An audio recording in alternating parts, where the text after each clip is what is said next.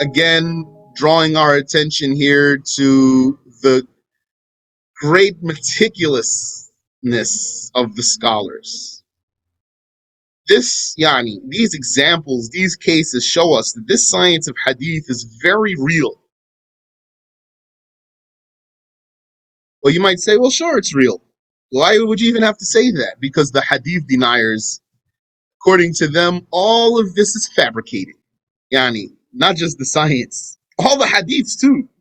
According to hadith deniers, the vast majority of hadiths, the overwhelming vast majority of hadiths are false, falsified, fabrications. Then it would follow that the science behind it is fabricated.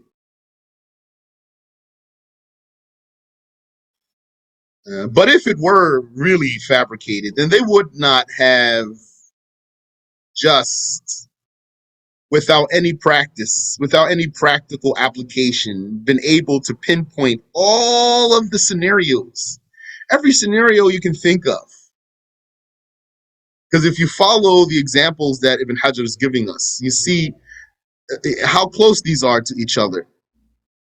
We started by talking about reversing the words, and then adding a narrator, and then having conflicting reports that can't go together. And then we talked about doing that intentionally, and then the different scenarios of doing that doing that intentionally, which could be for a test or it could be not for a test. It would have another goal. Or the same thing could happen, but not intentionally. It would be a mistake. So then what's that? What type of hadith is that? And then he moved on to talk about, let's zero in more. What if it's the letters, not the words, but the letters? Could be in the dotting. It could be in the voweling. They didn't achieve this amount of exactness by guessing. وَمَعْرِفَةُ هَذَا النَّوْعِ مُهِمَّةٌ. Knowing this type of mistake that exists in hadiths is important. The type where the dotting is wrong, where the voweling is wrong. وَقَدْ صَنَّفَ فِيهِ الْعَسْكَرِيُّ وَالدَّارَقُطْنِيُّ وَغَيْرُهُمَا. Al-Askari and Ad-Daraqutni and others authored in that field, in that topic. And here, you know the name Ad-Daraqutni, right? So those of you you've been consistent in these lessons, may Allah have mercy on you. Means then you're interested in the hadith science. MashaAllah. So then you're keeping notes, you're taking notes, inshallah, you're keeping track of the names of the books of scholars, you're keeping track of the names of the scholars themselves. So Ad-Daraqutni, very important one. All of these ones are important, but some of these are more famous than others. Ad-Daraqutni is a very famous one. He's an important one. And he's important in the Shafi'i school too. This one, Ad-Daraqutni, he said, if he ever hears anything, he'll never forget it. Anything that he ever hears, he never forgets. He said that when he was asked, why do you walk through the marketplace with earplugs? He said, because anything I hear, I never forget.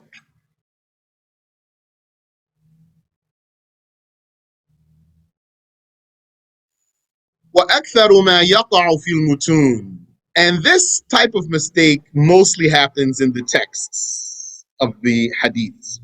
وَقَدْ يَقَعُ فِي الْأَسْمَاءِ الَّتِي فِي الْأَسَانِيدِ. And this type of mistake could happen to the names in the chains too. وَلَا يَجُوزُ تَعَمُّدُ تَغْيِيرِ صُورَةِ الْمَتْنِ مُطْلَقًا. And it's absolutely not permissible to deliberately alter the text of the hadith. It's not permissible absolutely to pervert the text of the hadith. ولا الاختصار منه بالنقص ولا إبدال اللفظ المرادف باللفظ المرادف له إِلَّا لِعَالِمٍ. Nor is it permissible to summarize a hadith by subtracting something. Nor is it permissible to replace a word in the hadith with its synonym, unless the one who's doing so is knowledgeable. Now, he says alim, one might say, is a scholar, but I'm not sure that has to be level of scholar here. Might have enough knowledge though, like what we do. Some of our sheikhs, aren't we translating? Aren't we explaining, for example? So, like Ibn Hajar is going to say, if I'm translating, that means I'm using different words than what's in the hadith. So, in order for me to do that, means I have to know what it means. Doesn't mean I'm a scholar though. So he said, "Illa li'alim." He said, no one can do that but an alim. I'm going to translate that as someone who's knowledgeable. Alimin bimadlulati al-alfaz. Someone who knows what the words mean, the expressions mean. وَبِمَا يُحِيلُ الْمَعَانِي. And someone who knows what changes the meanings. عَلَى الصَّحِيحِ فِي الْمَسْأَلَتَيْنِ. According to what's correct in both cases. أَمَّا اخْتِصَارُ الْحَدِيثِ.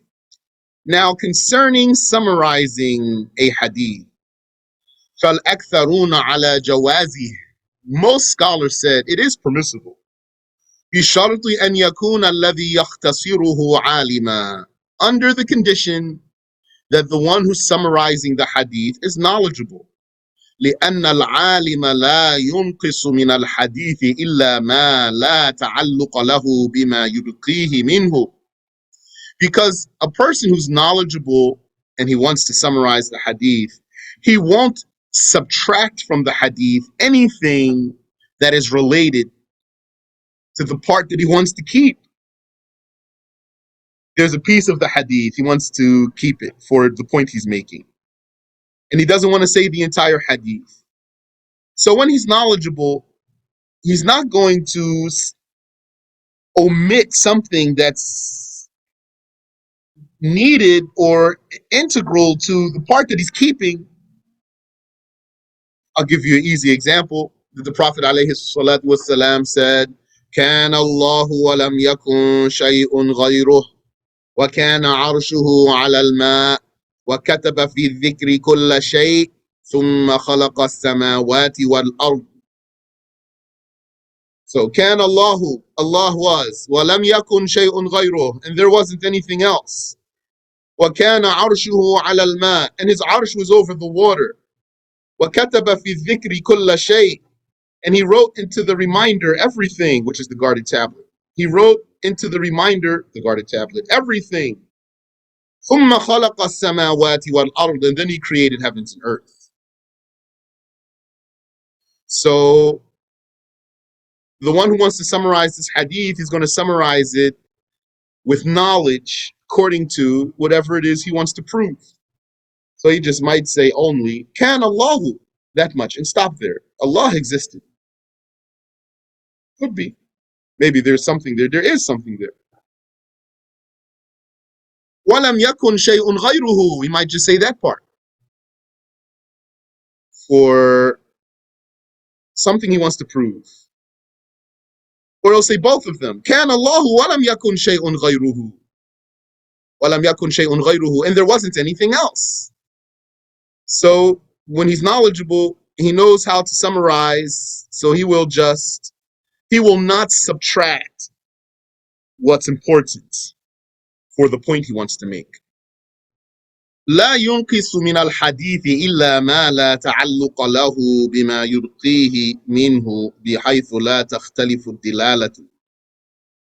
He won't subtract something that in such a way that it changes the meaning. ولا يختل البيان. And in such a way that it ruins the clarity. حتى يكون المذكور المحذوف بمنزلة خبرين. Rather, what he will do is summarize the hadith What he subtracts is going to be then like an independent hadith standing on its own. And what he keeps is going to be like an independent hadith, although it's all one hadith. أو يدل ما ذكره على ما حذفه. Or if it's not like when he subtracts something, the part that he doesn't mention is like an independent hadith. It could be that although he's not mentioning part of the hadith, the part that he is mentioning is enough to substantiate the part that he's not mentioning. But for him to not mention it doesn't ruin the hadith. بخلاف الجاهل, as opposed to an ignorant person, فإنه قد ينقص ما له تعلق, because the ignorant person, he might subtract something that's relevant. كترك الاستثناء, like leaving out the exception. Such and such and such and such, except. So that's important, very important.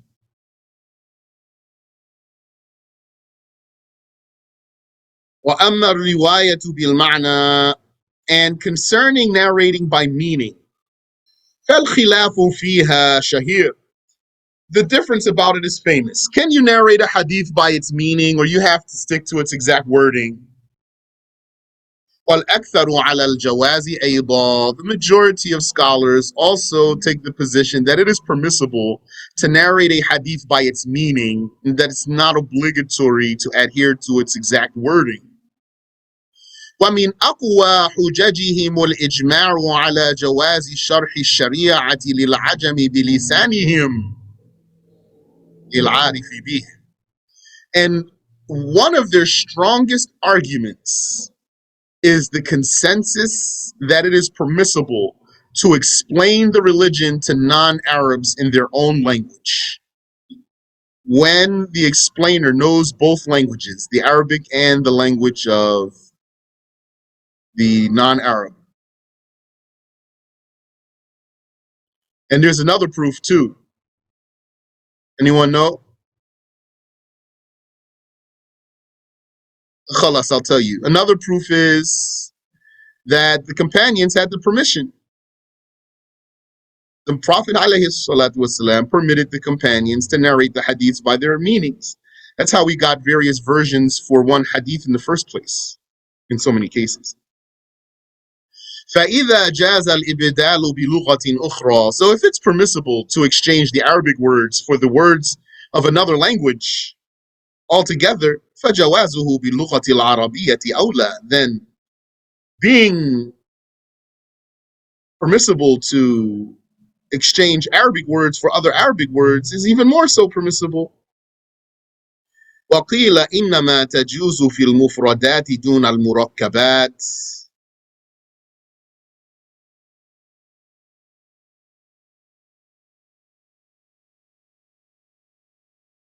And it was said that that's permissible for single words, not for composition or compounds. وقيل إنما تجوز لمن يستحضر اللفظ. And it was said that this is only permissible for someone who already has the original wording in mind, in memory. ليتمكن من التصرف فيه. So that because he has the original wording of the hadith in mind, and then he wants to say it in other words, then he will be able to express it in a good way. وقيل إنما تجوز لمن كان يحفظ الحديث فنسي لفظه. And it was said that it's only permissible for someone who used to memorize the hadith, but he forgot the wording of it. وبقي معناه مرتسما في ذهنه, but its meaning is still engraved in his mind. فله أن يرويه بالمعنى. Then it would be permissible for him to narrate it by meaning. لمصلحة تحصيل الحكم منه, for the welfare of obtaining the judgment that it contains. A person like me, I'm going to be doing like that a lot. So I don't have so many hadiths memorize like those ones do. Arabic, yani. So then what might happen, like even recently, someone asked me a question. The Arabic of the hadith, if I think about it, maybe I will produce it. But I didn't even want to stumble there with the Arabic. So I just went immediately to the meaning that is engraved in my heart, which is that Abdullah ibn Umar said, we lived for a time in our lives when a person among us would be given the belief before he's given the Quran. And the surah would be revealed to Muhammad sallallahu alayhi wasallam. And we would learn its halal and its haram, and we would learn where to stop or how to stop when reciting, just as you are learning today.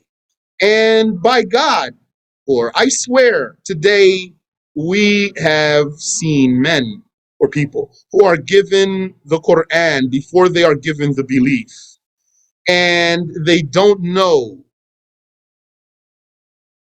the orders and its prohibitions, and they don't know how to stop when reciting.